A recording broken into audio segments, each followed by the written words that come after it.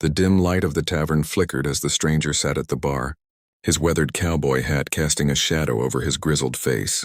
The air was thick with the scent of aged whiskey and stale tobacco, a scent that clung to the wooden walls of this remote German outpost near the Black Forest.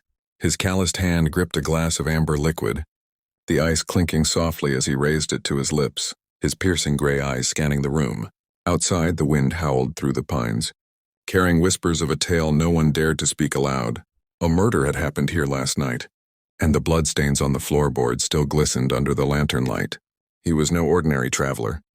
The locals called him the Whiskey Knight, a man shrouded in mystery, said to roam the borderlands between Bavaria and the wilder reaches of the East. His green shirt, rolled up at the sleeves, bore the scars of a life spent on the edge of danger, and the revolver at his hip gleamed with an ominous sheen. The bartender, a stout man with a nervous tic, avoided his gaze, wiping the counter with trembling hands. Something was wrong, terribly wrong, and the knight could feel it in his bones. It had started with a scream, piercing the silence of the night just hours before. Frau Müller, the innkeeper's wife, had stumbled into the tavern at dawn, her apron stained crimson, her eyes wild with terror. "He's dead!" she shrieked, pointing toward the stables. The men of the village had rushed out only to find Hans Gruber. The blacksmith sprawled in the hay, his throat slashed open, a look of pure horror frozen on his face. No one had seen the killer, but rumors spread like wildfire. A ghost, a cursed spirit, or perhaps the work of the knight himself. The stranger set his glass down with a deliberate thud, drawing the attention of the few patrons huddled in the corners. "Who was he to you?" he asked, his voice low and gravelly, carrying the weight of a man who'd seen too much. The bartender froze, his rag mid-swipe. "Hans, just a good man. Worked hard. Kept to himself," he stammered, his eyes darting toward the door as if expecting the murderer to burst in at any moment. But the knight wasn't convinced. He leaned closer, his breath warm with the scent of whiskey. "And what aren't you telling me?" The bartender's face paled, and for a moment, the room seemed to hold its breath. Then from the shadows a figure emerged. A young woman, her blonde hair disheveled, her dress torn. "It was no ghost," she whispered, her voice trembling. "I saw him, a man with a scar across his eye, laughing as he ran into the forest." The knight's jaw tightened. A scar across the eye. It could only mean one man, Klaus der Schlechter Vogel, a notorious outlaw who'd vanished into the Black Forest. Years ago, after a string of brutal killings, the villagers had thought him dead, but now it seemed he'd returned with a vengeance. The woman, Elsa, clutched a locket around her neck, shaking her fingers. "He took something from Hans," she said. "I don't know what it unlocks, but it's why he died." The tavern fell silent, the crackling fire the only sound as the knight processed her words. A key, a motive. This was no random murder. He stood, his chair scraping against the floor, and adjusted his hat. "Where's the stable boy?" he demanded. The bartender pointed toward a back room, where a scrawny lad of 16 cowered behind a barrel. The knight strode over, his boots echoing, and pulled the boy to his feet. "Did you see anything?" he growled. The boy nodded, tears streaming down his face. "A shadow. And a box." Hans hid it under the hay.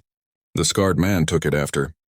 Before the boy could finish, a gunshot rang out, splintering the wooden doorframe.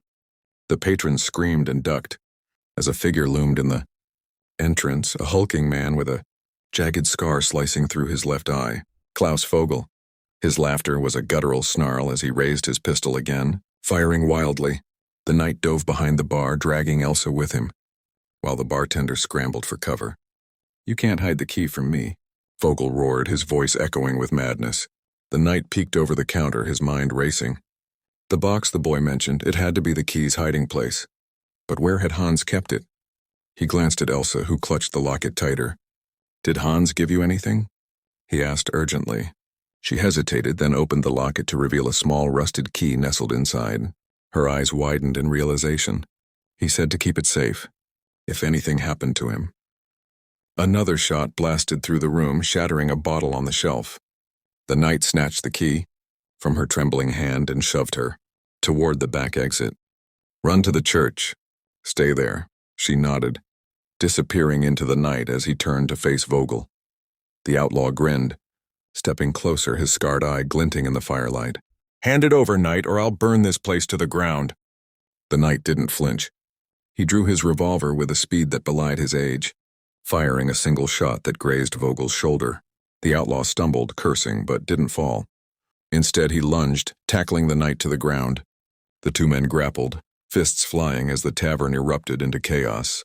Tables overturned, glasses shattered, and the remaining patrons fled into the night. The knight managed to land a solid punch to Vogel's jaw, sending him reeling, but the outlaw was relentless, pulling a knife from his boot. Just as the blade descended, the knight rolled aside, grabbing a broken chair leg to block the strike. The wood splintered, and for a moment, the two men locked eyes, hate and desperation warring in Vogel's gaze. The knight seized the opportunity, driving his knee into Vogel's stomach and wrenching the knife from his hand. With a swift motion, he pressed the blade to the outlaw's throat. "Where's the box?" he demanded. Vogel spat blood, laughing, maniacally. "You'll never find it. It's buried where the dead sing." The cryptic word sent a chill down the knight's spine. The dead sing. Could it mean the old cemetery on the hill, where the wind whistled through the gravestones? Before he could press further, Vogel twisted free, bolting out the door and into the forest. The knight staggered to his feet, clutching the key and the knife.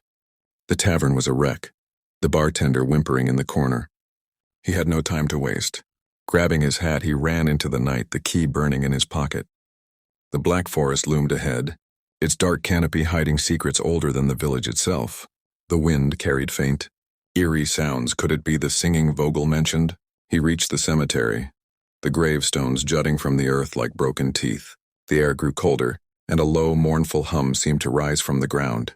Following the sound, he found a freshly dug grave, the earth loose and disturbed. Digging with his hands, he uncovered a small iron box, its lid sealed with a lock that matched the key. His heart pounded as he inserted it, the mechanism clicking open. Inside was a map, its edges frayed, marked with a red X deep within the forest. But before he could study it further, a shadow fell over him. He spun around to see Vogel, bloodied but grinning, a shotgun in his hands. "You're too late," the outlaw sneered, cocking the weapon. The knight dove as the blast tore through the air, rolling behind a gravestone. He had the map, but Vogel was closing in, and the night held more dangers than he could imagine. The whiskey knight knew this was no ordinary hunt. The key, the box, the map, they pointed to something buried in the forest, something worth killing for. And as the shotgun roared again, he vowed to uncover the truth even if it cost him his life. The black forest whispered its secrets, and the dead were about to sing their final song.